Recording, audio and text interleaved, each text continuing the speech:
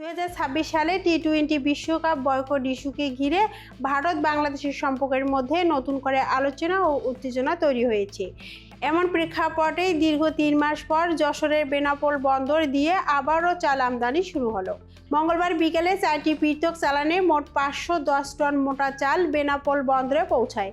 এই সময় 14টি ট্রাক বন্দরের 31 নম্বর ট্রান্সশিপমেন্ট ইয়ার্ডে প্রবেশ করে।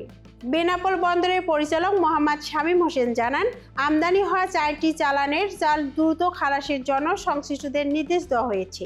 বুধবার সব প্রক্রিয়া শেষ হলে চালগুলো দেশের অভ্যন্তরীণ বাজারে সরবরাহ করা হবে। চাল আমদানির সঙ্গে যুক্ত প্রতিষ্ঠান হলো হাজী মুচক করিম অ্যান্ড সন্স। এসব চাল ছাড়করণ কার্যক্রমে C&F এজেন্ট হিসেবে কাজ করছেন মেসার্স ভুঁইয়া এন্টারপ্রাইজ। দেশে বাজারে চালের দাম নিয়ন্ত্রণে রাখতে সরকার শুল্কমুক্ত সুবিধায় এই আমদানির অনুমোদন দিয়েছে বলে বন্দর সূত্র জানিয়েছে। উল্লেখ্য, সর্বশেষ গত বছরের নভেম্বর মাসে এই বন্দরে গিয়ে প্রায় 6,928 টন চাল আমদানি হয়েছিল। চলতি বছরে 18 জানুয়ারি সরকার 232টি আমদানিকারক প্রতিষ্ঠানকে মোট 2 লাখ টন চাল আমদানির অনুমতি দেয়, যার সময়সীমা নির্ধারণ করা হয়েছে আগামী 3 মার্চ পর্যন্ত। নির্ধারিত সময়ের মধ্যে এসব চাল বাজারজাতকরণ করতে হবে।